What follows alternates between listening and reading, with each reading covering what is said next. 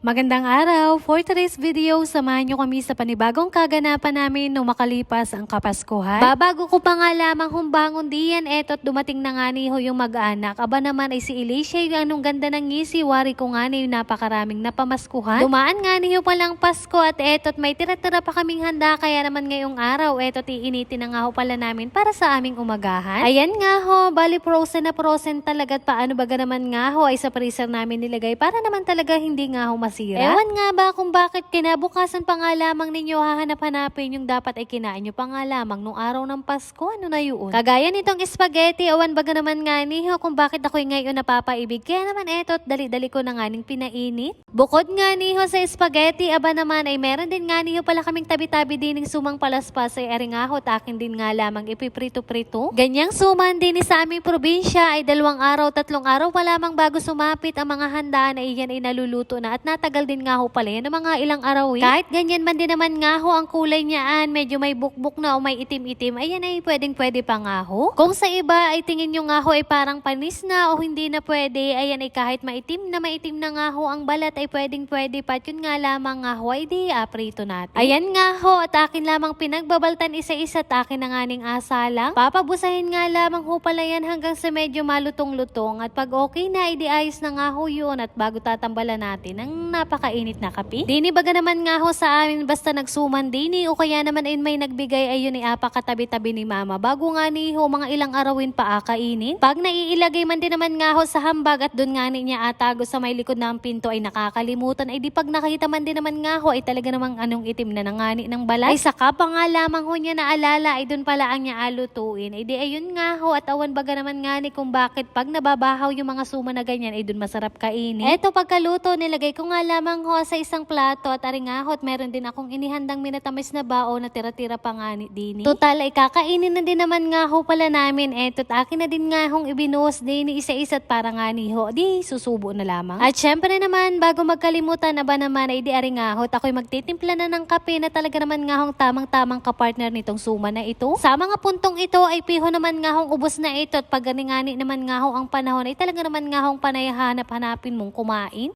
Fast forward, kinahaponan eto nga ho at may lakad kami at nakakumidahan nga ho kami ng birthdayhan doon sa McDo nitong aming kapitbahay. Saktong paalis na nga ho pala sana kami niyan, eto nga ho at dumating din yung ating mga kapatid na katutubong mangyan at taring nga ho at may daladala sa aming pasalubong. Nagulat pa nga ho pala talaga kami diyan at taring nga ho at anong dami ng kanilang dala. Meron nga ho diyang ube at meron din nga hong kamote. Kakong man din naman nga ho sa kanila'y salamat at talaga naman nga hong nag-abala pa sila ng biyabit din sa amin. Maraming salamat din nga ho pala sa pagbisita nyo din sa amin. Gayon din sa inyong daladala at aringahot makikifollow na rin ang kanilang page. Sa simpleng pag-follow nyo nga po pala, panonood ng kanilang mga vlogs ay talaga naman nga hong napakalaking tulong na para sa kanila.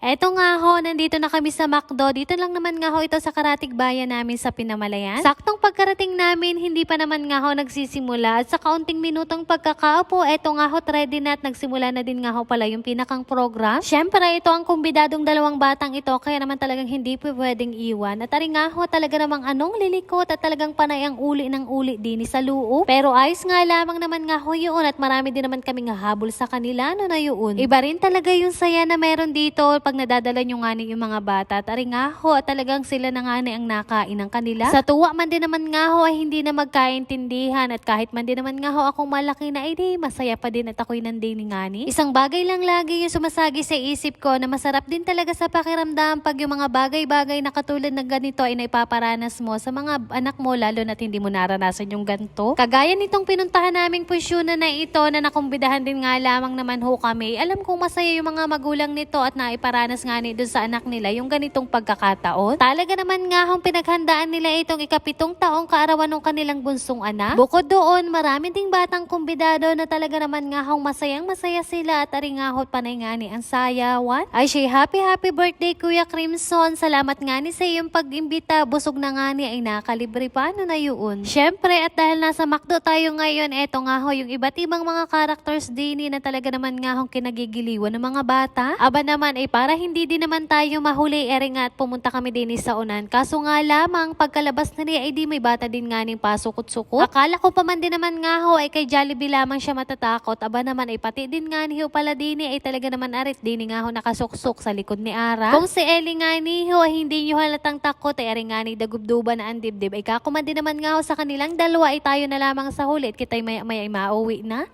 At yun lamang for today's video. Maraming salamat sa inyong panonood. God bless.